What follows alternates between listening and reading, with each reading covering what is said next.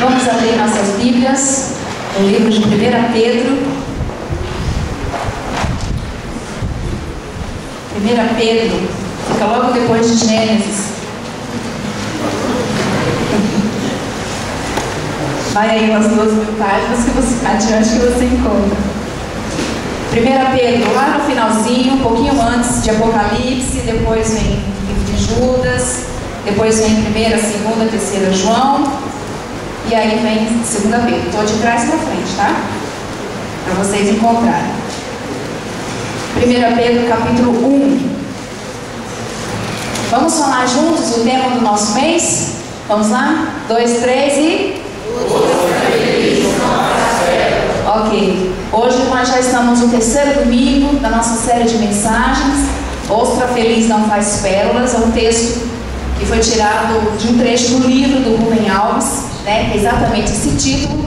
E nós elaboramos um texto aí para discutirmos durante esse mês de novembro. No primeiro domingo foi pregado sobre acordado ou dormindo. Lembra?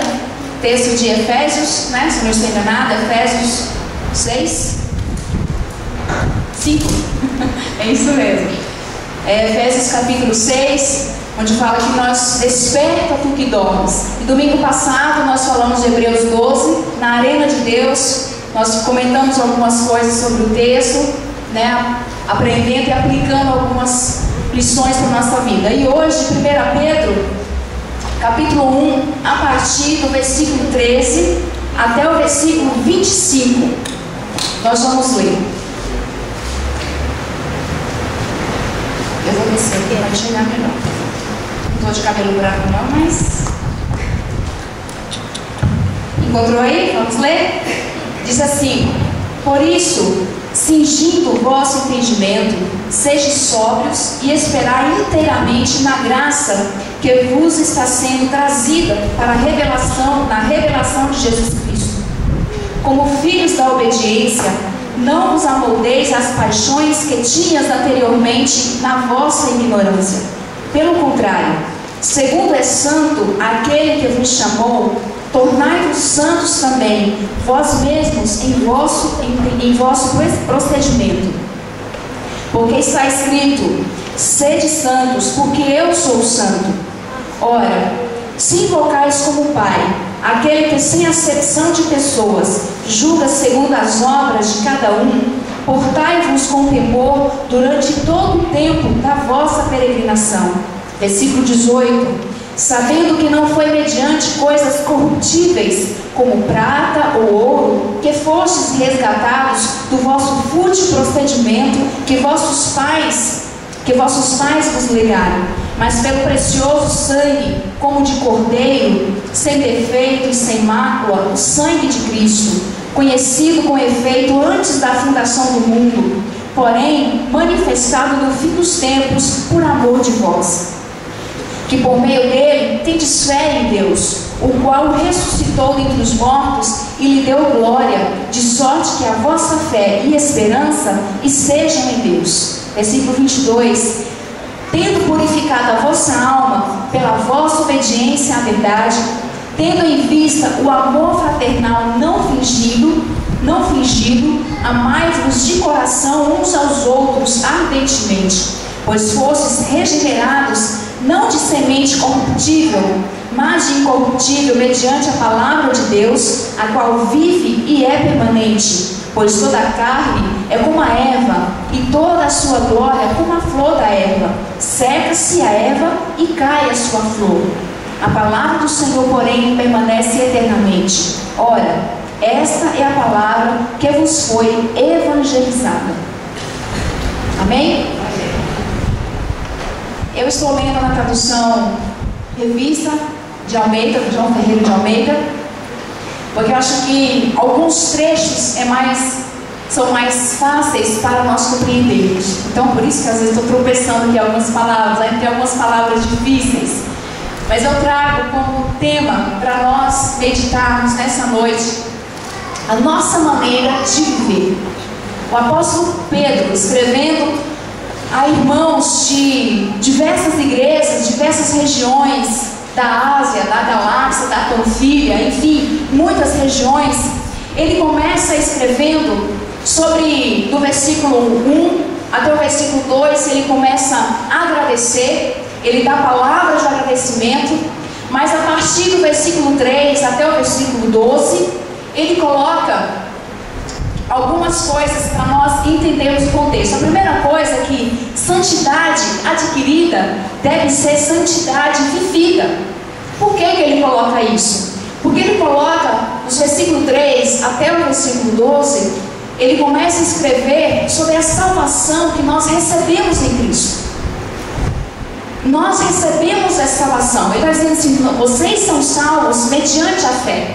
E a salvação que ele descreve é algo muito precioso, que nós recebemos mediante a fé por meio do sacrifício de Cristo. Então, do versículo 3 até o versículo 12. E ele vai dizer o seguinte: essa salvação que nós cremos, que é por meio da fé, que ele fala no versículo 5, sois guardados pelo poder de Deus mediante a fé para a salvação. Então, exatamente no versículo 7 também, ele vai dizer que a nossa fé, ela é, digamos que, a guardiã da nossa salvação. Para nós não perdermos essa salvação que nós recebemos em Cristo Jesus, nós temos que ter fé. A nossa fé é quem nos dá a garantia dessa salvação. É quem faz com que nós insistimos até o fim, segurando, guardando essa salvação em Cristo Jesus. Essa fé que nós recebemos, essa fé é tão preciosa, essa salvação ela é tão preciosa, que a nossa fé, que é a guardiã, ela é provada.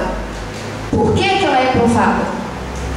Porque para preservar algo tão valioso e tão puro, tem que ser algo também muito valioso e muito puro. Por isso a nossa fé, ela é provada. Assim como o fogo que purifica o ouro, que vai purificando o ouro, a nossa fé, ela vai sendo provada. Assim como o ouro é refinado, a nossa fé é refinada, ou seja, provada pelas tribulações, para que seja ainda mais pura, para garantir a preciosidade da salvação. Então, se muitas vezes nós nos questionamos diante de lutas e dificuldades, perceba que Deus está provando a sua fé, porque o que você já conquistou nele, que é a salvação, é grandioso demais. E só a sua fé vai fazer com que você não perca esse tesouro que você tem dentro de você. É tanto que ele encerra o capítulo dizendo: este é o evangelho que lhes foi anunciado. Essa é a mensagem que foi evangelizada a vocês. Aí então, a partir do versículo 13, ele coloca assim: portanto, se você olhar no versículo 3, ele diz assim: portanto, ou por isso. Então ele começa a nos dar algumas diretrizes sobre a nossa maneira de viver como salvos em Cristo Jesus. A nossa maneira de viver como pessoas que são salvas, que são libertas em Cristo Jesus. E a nossa maneira de viver, qual que é? Ele dá algumas diretrizes, algumas lições para nós aplicarmos a nossa vida hoje. Ele deu antigamente, naquela época, a muitos cristãos, irmãos nossos, mas que nós podemos aplicar na nossa vida hoje, nós como cristãos. Aí no versículo 13 ele diz assim: por isso, cingindo o vosso entendimento, sede sóbrios, e esperai inteiramente na graça que vos está sendo trazida na revelação de Cristo Jesus. Esta é a tradução um pouco mais difícil. Que maneira que é essa? Nossa maneira de viver deve ser como? Eu vejo nesse versículo que devemos ser como vigilantes. É a primeira lição que eu vejo nesse texto, da nossa maneira de viver como salvos em Cristo Jesus. É como um vigilante. E como que é que trabalha um vigilante?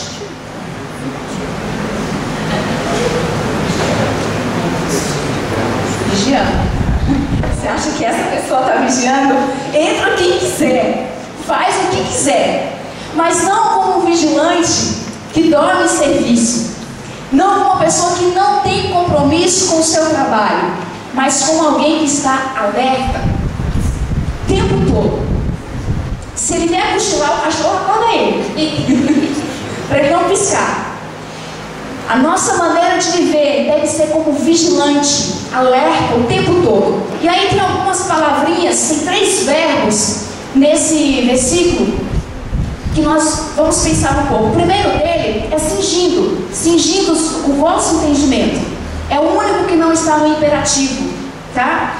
Mas por que Pedro usa uma palavra que denota a vestimentas, a roupas, porque cingir é uma palavra que diz a vestimenta, e ele usa logo em seguida entendimento, ou a vossa mente. A palavra cingir significa apertar o cinto. Cingir significa apertar o cinto. Como que eu vou apertar o cinto do meu entendimento? Não parece lógico, parece que não tem lógica. Mas a verdade é que quando ele diz assim, cingindo, e nós vamos para a raiz da palavra, que é apertar o cinto, o que ele quer dizer com isso? Que as pessoas, quando elas iam caminhar por um longo tempo, eles apertavam o cinto para ajustar as roupas, né? Para ajustar a capa, para facilitar a caminhada, para as pessoas não ficarem tropeçando nas suas vestes, porque eles usavam túnicas muito compridas. E na caminhada, elas acabavam pesando e atrapalhando. Então, o que ele está dizendo? Cingindo o vosso entendimento. Restringe o que você anda pensando. Cuidado com o que você pensa. Cuidado com o que a sua mente anda produzindo. Porque se a sua mente produz coisas demais, vai dificultar a sua caminhada. É isso que ele está dizendo para nós. Então, como vigilante, nós temos que estar atentos àquilo que a nossa mente está produzindo. O que a sua mente está produzindo? O que você anda pensando? O que você anda planejando? Todos os planos que você faz, as pessoas sábias, Provérbios diz que o tolo não planeja nada, mas o sábio, quando ele vai fazer alguma coisa, ele senta, ele planeja, ele calcula, ele reflete, depois ele faz. O tolo faz de qualquer jeito, e na maioria das vezes dá errado. Mas cingir o entendimento. Olha o que a sua mente está produzindo. Então, colocar o cinto para facilitar a caminhada, sem nada embaraçando o nosso entendimento, sem nada que produza alguma confusão. Pensa uma coisa aqui, pensa outra coisa ali. Tem pessoas que estão perdidas num monte de religião. Ah, esse é certo, aquele outro é certo, mas esse também tem umas coisas interessantes, mas aquele também tem. E ele fica se embaraçando e ele não é nada. Ele acredita num monte de coisas, mas ele mesmo não é nada. Então cuidado com o que a sua mente anda pensando e planejando. Tem algo certo. Aperte o cinto. Aperte bem, para que você não dificulte a sua caminhada com pensamentos tolos e com pensamentos duvidosos, com ideias errôneas. Então vamos cuidar, como vigilantes, vamos cuidar. O vigilante, no seu ofício, no seu trabalho, ele não pode ficar desatento olhando tudo que acontece. Ele não pode ficar observando os detalhes de coisas fúteis. Ele tem que estar atento de que ele está ali por causa de um trabalho, que é vigiar e fugiu a palavra, garantir a segurança das pessoas daquele local em que ele está. Então ele tem que estar atento, observando todos os movimentos. Então ele não pode estar assim, olha só que legal que aquela pessoa está de roupa amarela. Nossa, mas a roupa amarela não ficou muito bem nela. Aquele outro lá, como é que tá? Enquanto isso, outras pessoas de más intenções estão fazendo, mas ele está atento. Não muita conversa, não muitas risadas, mas porque ele está no ofício do seu trabalho. E nós, como cristãos, tenhamos cuidado com a nossa mente. E o outro verbo, que é ser sóbrios. O que é ser sóbrio? Não se embriagar. Mas não se embriagar não significa só com vinho. Aqui no texto, não significa que a pessoa ela vai se embriagar apenas com vinho, mas com qualquer coisa que deixe ela, como diz lá na Bahia, abestalhado, né? Olha só que coisa. Nada que te deixe fora de si, mas sã consciência. O vigilante não pode beber para ir trabalhar.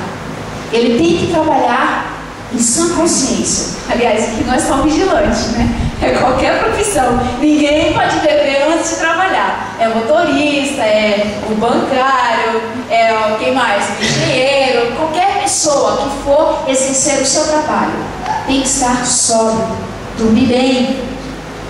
Se está com algum problema em casa, procure resolver para ir com a mente tranquila, para não perder a sua atenção naquilo que está fazendo. Sede sóbrios, nem com bebida, nem com coisas passageiras, nem com riquezas, etc. Porque ele está falando que essas coisas aconteciam na nossa vida antiga, antes de sermos salvos em Cristo Jesus. Nós vamos falar isso mais adiante, está lá no versículo 14. Essas coisas nós fazíamos antes, agora é diferente. Sede sóbrios, é imperativo, não é uma opção. Você não tem opções a seguir, ele não está dando outras opções. Ou você é ou você não é. É imperativo. E outro verbo é esperar inteiramente na graça, a base da nossa vida. É a graça de Cristo, é ela que nos sustenta, é ela que é a causa de nós sermos consumidos, é a graça de Deus. É a graça do Senhor que deve ser o nosso sustento, e nós devemos construir a nossa vida sobre esta graça, e nela está a nossa esperança. A nossa esperança não deve estar em nada mais além do que na graça de Cristo Jesus. Amém? São vigilantes? Alertas? Acordados? Vamos continuar. Segunda coisa, nossa maneira de viver deve ser como filhos da obediência. Algumas traduções dizem filhos obedientes, mas eu prefiro esta, que é mais próxima do original, versículo 14 até o versículo 17. Filhos da obediência, por quê? Porque nós não somos mais filhos da desobediência, filhos de Adão. A nossa descendência agora é Cristo. Nós nascemos de novo, eu nasci de novo. Lembra o tema do mês passado? Quantas vezes você nasceu? É isso. Pela segunda vez que nós nascemos em Cristo, a partir de então nós somos filhos da obediência. Nós somos filhos de Cristo. E aí no versículo 14 até o versículo 17, como filhos da obediência, não viver como antes. Acompanhei comigo o versículo 14. Diz assim, ó: como filhos da obediência, não vos amoldeis às paixões que tinhas anteriormente, na vossa ignorância. Porque se for apenas filhos obedientes, muitos podem ser obedientes. E eu creio que muitas pessoas hoje querem ser obedientes a Deus, mas não estão na linhagem da descendência de Cristo.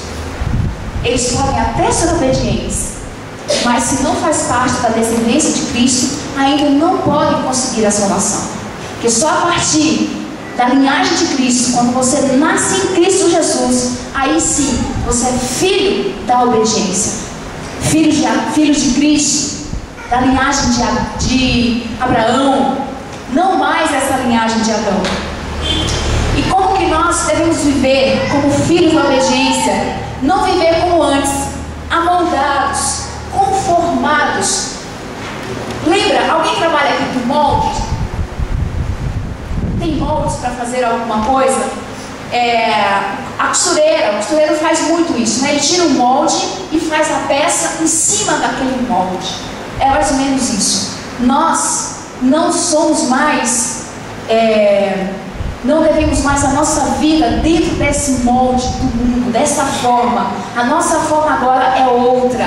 O nosso padrão agora é outro. Não é mais como antigamente, dos desejos carnais, da ignorância, mas viver como santos.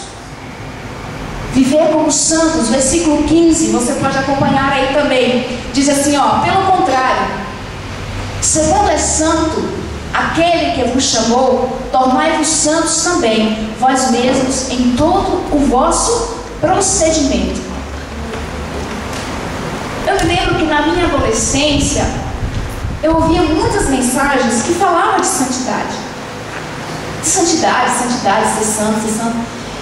E para mim, aquilo era uma utopia. Falei, isso que esse pastor, essa pessoa está pregando, é uma utopia. Eu nunca vou conseguir ser santo, ter uma santidade dessa que ele está falando. Ser santo para mim era uma utopia. Mas conforme eu fui crescendo, lendo a Bíblia, entendendo o que isso significa, significa é que eu fui entender que a santidade e o ser santo não está tão longe do nosso alcance assim. Está muito perto, muito mais perto do que nós imaginamos. Porque ser santo, ali no segundo ponto, aqui ó, ser santo é separado, distinto, parecido com Deus. E no Antigo Testamento, de onde veio na verdade essa palavra, é que o santo era aquele que era separado. Por exemplo, parte da colheita do ano, o judeu ele separava. Aquela parte era santa, era consagrada. Santo, ser consagrado a Deus. O filho primogênito era consagrado a Deus, era dado a Deus. Então essa é a palavra santo, daí vem a palavra santo, que significa ser consagrado, ser separado. Mas na verdade hoje, nós não consagramos parte da nossa vida a Deus. Nós consagramos toda a nossa vida a Deus. Não tem como nós dizermos assim, isso eu consagro a Deus, isso eu não consagro. Isso é de Deus, isso não é. Ou a minha vida e tudo que eu tenho é de Deus, ou não é. Mas eu acredito também que isso é um processo. Não é alguma coisa que acontece da noite para o dia. É um processo mesmo. A cada dia nós vamos entender, como eu entendi, que a cada dia tudo que eu tinha, ou tudo que eu tenho, tudo que eu possuo, desde bens, de carro, de casa, ou famílias, ou emprego, ou profissão, ou talentos, ou potencial, tudo isso é de Deus. Tudo que eu faço é de Deus, porque foi Deus que me deu. Se você exerce uma profissão, independente dela qual seja, saiba que isso é graça de Deus na sua vida, porque foi Ele que te deu. Porque se não fosse Ele, nós nem estaríamos aqui. Tudo que nós fazemos, saiba, não é potencial, eu posso, eu sei, eu consigo, mas é Deus na nossa vida. Porque ser santo faz parte, é o caráter de Deus. Sede santos porque eu sou santo. E os filhos da obediência tomam a forma desse caráter, não mais a forma do mundo, não mais os desejos, não do mundo mundo global, mas o sistema mundano. Não é mais esse sistema que vai me formando, mas agora é Deus. É o caráter de Deus que vai sendo forjado em mim dia após dia. E viver esta santidade é um estilo de vida. Ser santo é um estilo de vida. É no dia a dia. Em tudo que eu fizer, nas minhas palavras, naquilo que eu faço, naquilo que eu sou, onde eu estou. Eu sou santo. Eu sou consagrado, eu sou de Deus. Eu sou do Senhor, esta é a minha descendência. E aí mais um pouquinho, como filhos da obediência, agindo com temor. O versículo 17, ele diz assim, que nós devemos agir com temor, com reverência, o nosso comportamento enquanto vivemos aqui. Versículo 17, você pode acompanhar, diz assim: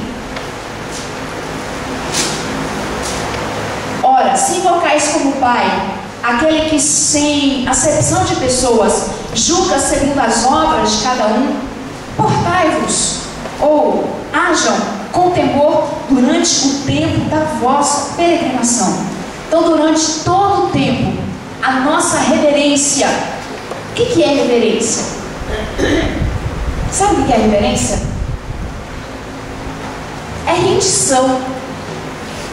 É você reconhecer o outro. Então, quando eu me reverencio a Deus, eu estou reconhecendo que Ele é superior a mim, que Ele é Senhor da minha vida. Por isso, a minha vida, a minha atitude aqui na terra é de reverência. É dizer: Senhor, Tu és Deus, eu sou tua serva, sou tua escrava.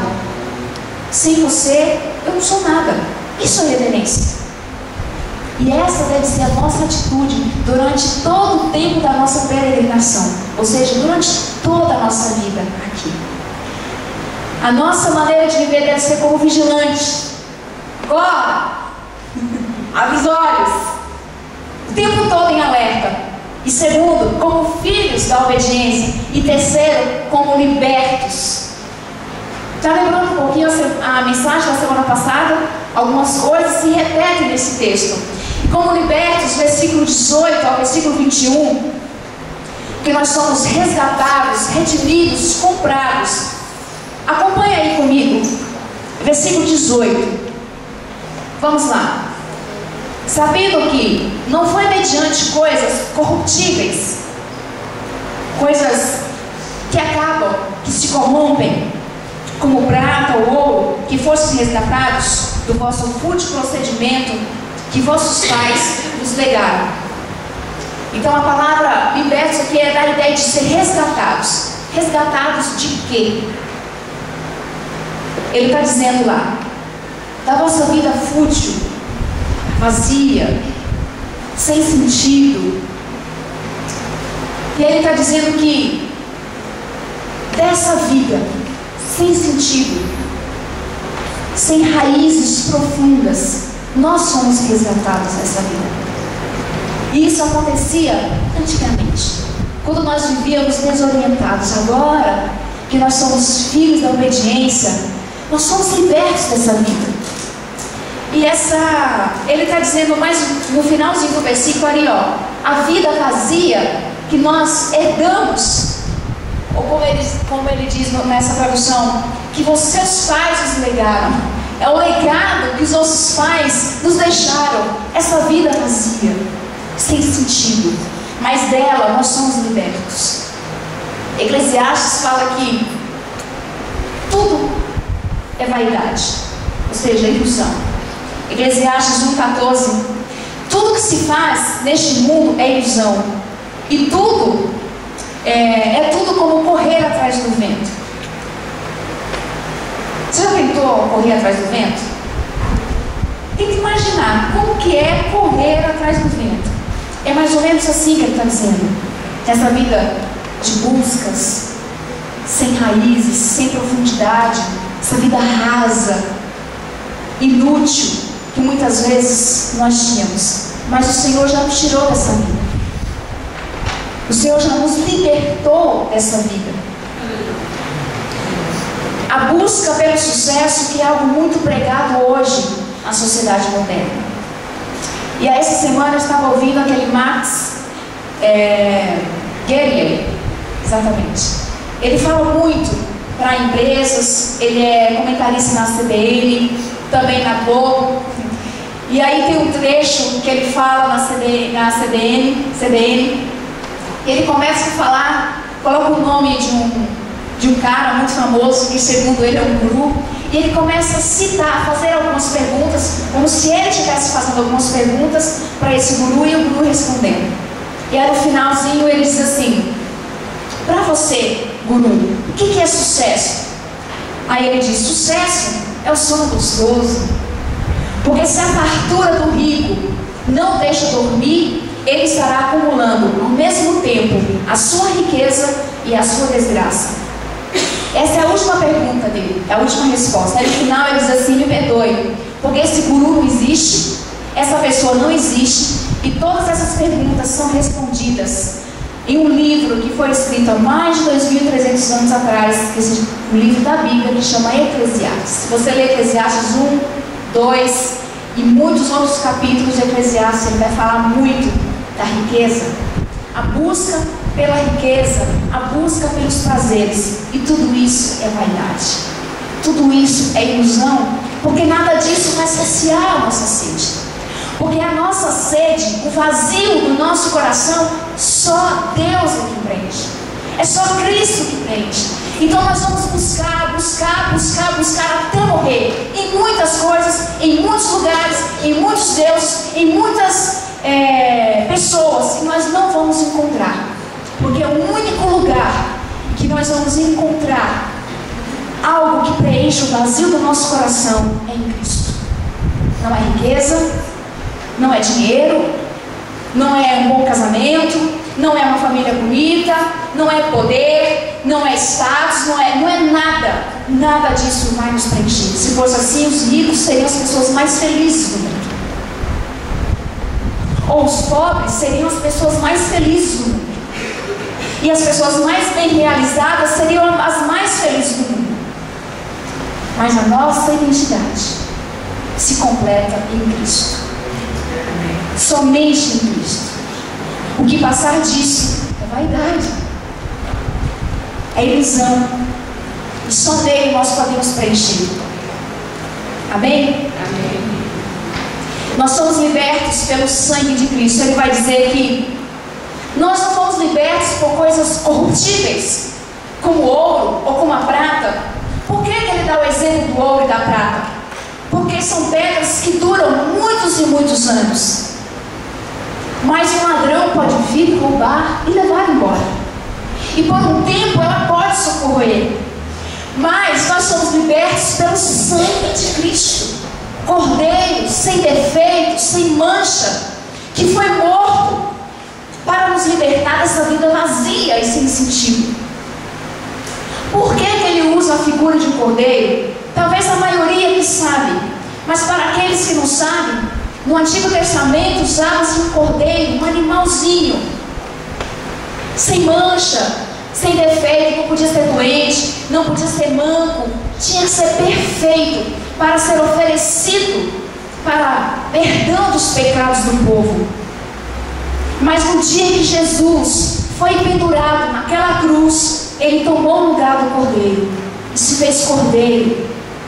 Ele é o Cordeiro de Deus. Por isso que algumas vezes a gente está falando aqui, o Cordeiro de Deus é Cristo.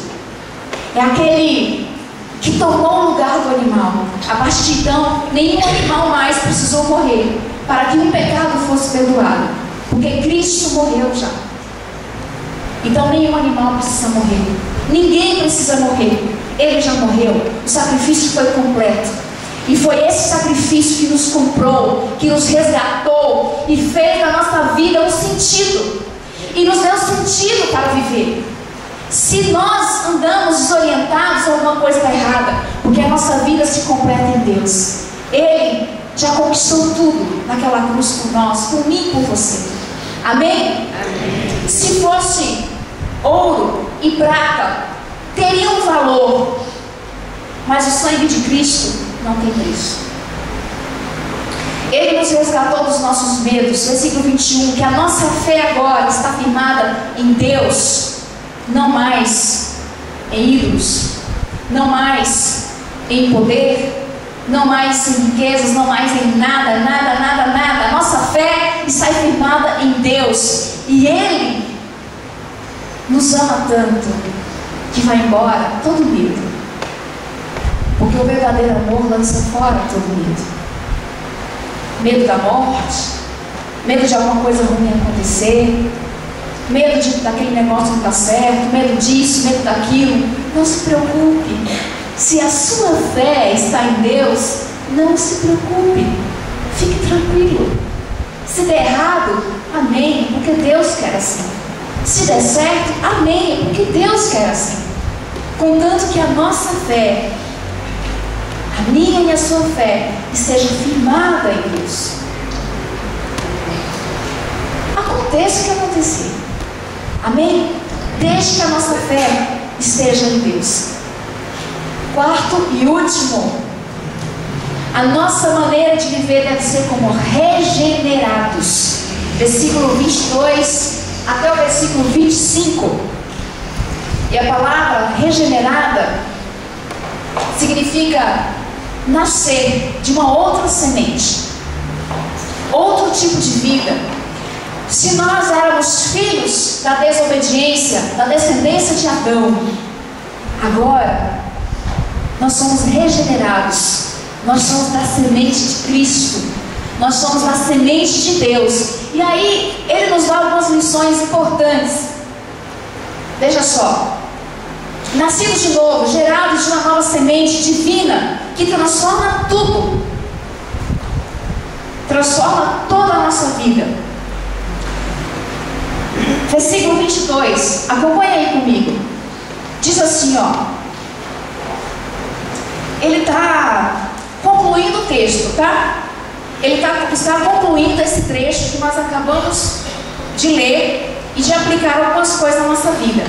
Então ele termina assim: agora, tendo purificado a vossa alma pela vossa obediência à verdade, tendo em vista o amor fraternal não fingido, amai-vos de coração uns aos outros ardentemente. Ele tinha que falar disso justo no final, né? Ele tinha que terminar pegando no nosso calo. Mas por que ele está dizendo isso? Porque a semente divina que nós somos nascidos, ela nos transforma completamente, inclusive nos relacionamentos. Aí ele está dizendo assim: já que vocês foram regenerados, é mais ou menos isso que está dizendo, pela verdade, já que vocês nasceram de novo, de uma nova semente, visando amor fraternal sincero. O que significa a palavra sincero? Há um tempo atrás, quando eu fazia aula de grego, em 2003, com o professor Vilese, ele trouxe a raiz da palavra sincero, e nunca mais eu esqueci. Tá ali, ó. Tá dando para enxergar aí? Tá dando para enxergar? Agora tá, né? A palavra sincero.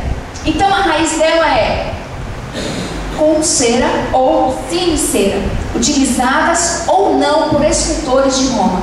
Então o que acontecia? Muitos escultores de Roma, né, alguns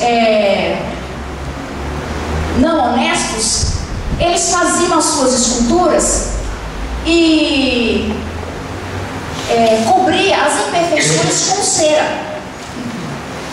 Então aquela escultura, ela tinha cera cobrindo as suas imperfeições. Então aqueles que eram honestos, eles tinham que garantir que as esculturas que eles vendiam eram sem cera, era verdadeira, era autêntica, era honesta. Agora, como que eles faziam para garantir isso? Não tinham o que fazer, porque eram muito parecidas. Então a pessoa não podia comprar um produto sendo enganado ou não, porque a semelhança era muito próxima. E aí o apóstolo Pedro vai usar assim: visando amor fraternal sincero, sem cera. Não precisa passar cera, né, para ficar tapeando, para ficar cobrindo as imperfeições. Seja sincero, não coloque cera nenhuma, seja verdadeiro, seja autêntico. Por quê? Porque nós nascemos da semente divina, e nascidos dessa semente divina, nós somos capazes de superar qualquer imperfeição e qualquer problema de relacionamento, porque nós somos cristãos, somos regenerados. Amém? Então nós não precisamos mais ficar com hipocrisias, com façanhas, com disfarces, de cara limpa, sem cera, só Cristo transparecendo na nossa vida, apenas. Assim nós devemos nos relacionar com o próximo, independente de quem seja ele, se é pai, se é a mãe, se é o filho, se é o irmão, se é o amigo. Sem cera, relacionamentos autênticos. E aí ele conclui dizendo: amar uns aos outros de coração. E aí seria assim: amar uns aos outros de coração. E ele termina, pelo menos nessa função, dizendo ardentemente. Ou seja, não basta ser de coração, tem que ser com o coração queimando de amor. Não basta ser de qualquer jeito. Aí Pedro pegou pesado, fala a verdade, ele pegou pesado. Mas amar uns aos outros de coração não é de qualquer maneira. Como é que o apóstolo Paulo manda suportar uns aos outros? Efésios 4:2: suportai uns aos outros em amor. Não é suportar com mágoa no coração, não é suportar com raiva. Não é eu vou suportar porque a Bíblia diz que eu tenho que suportar. É diferente, é suportar em amor. Meu amigo, ser cristão não é mole, não. Não é fácil. Amar uns aos outros de coração é o sinal que caracteriza os discípulos de Jesus, pelo qual todos saberão quem eles são. Você pode abrir João 13, versículo 34 e 35. Alguém pode ler para mim? Vai fechar muito bem esse trecho em que Pedro está nos falando. Evangelho de João, capítulo 13, versículo 34 e 35. Alguém pode ler? Um novo mandamento lhes dou: amem-se uns aos outros, como eu os amei. Vocês devem amar uns aos outros. Com isso, todos saberão que vocês são meus discípulos, se vocês se amarem uns aos outros. Amém. Um novo mandamento nos dou: amem uns aos outros como eu vos amei. Como foi que Cristo nos amou? Jesus não amou você de qualquer jeito, com amorzinho mirrado, com amorzinho fala um pouquinho. Jesus não amou você pela metade, mas Ele amou tanto que Ele morreu por você. Ele derramou sangue por você. E aí Ele está dizendo no capítulo 13 de João, versículo 34: assim todo mundo vai saber que vocês são meus discípulos. De que maneira? Vocês amando uns aos outros com amor sincero, de coração ardendo. É assim que o mundo vai ver que nós somos discípulos de Cristo. Amém?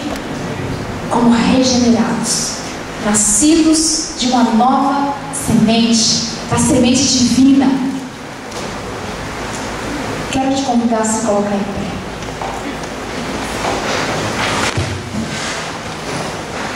Eu, particularmente, tenho buscado viver a palavra de Deus na minha vida. Tenho procurado aplicar esse texto na minha vida.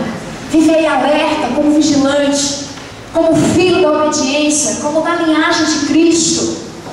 Viver liberto de tudo aquilo que me atrapalha, de tudo aquilo que pode embaraçar a minha caminhada. Mas como regenerados, buscando relacionamentos saudáveis, autênticos, verdadeiros, sem hipocrisia, sem falsidade. Eu sou crente há muitos anos, desde que nasci que eu vou na igreja. E toda vez que cantava aquela música da unidade, como é que chama? Eu estou com amnésia. Como é que chama aquela música da unidade? Recebi o nome do coração do Pai. Somos corpos assim bem ajustados, totalmente ligados, unidos, vivendo em amor, uma família, sem qualquer falsidade, vivendo a verdade,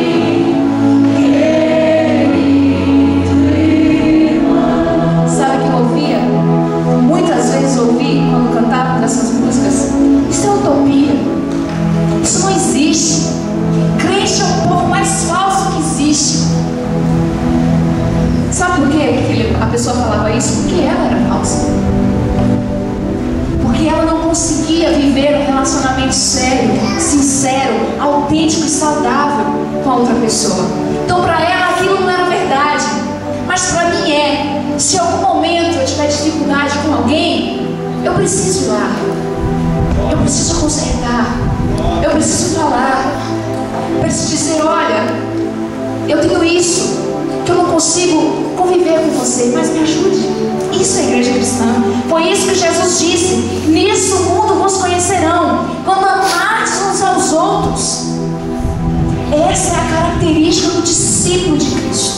Amém? E eu sei que esta é uma questão que pesa muito para nós. Pesa muito. Porque vencer a hipocrisia e a falsidade no mundo de hoje não é fácil. Mas não é impossível para quem tem um coração regenerado. Amém?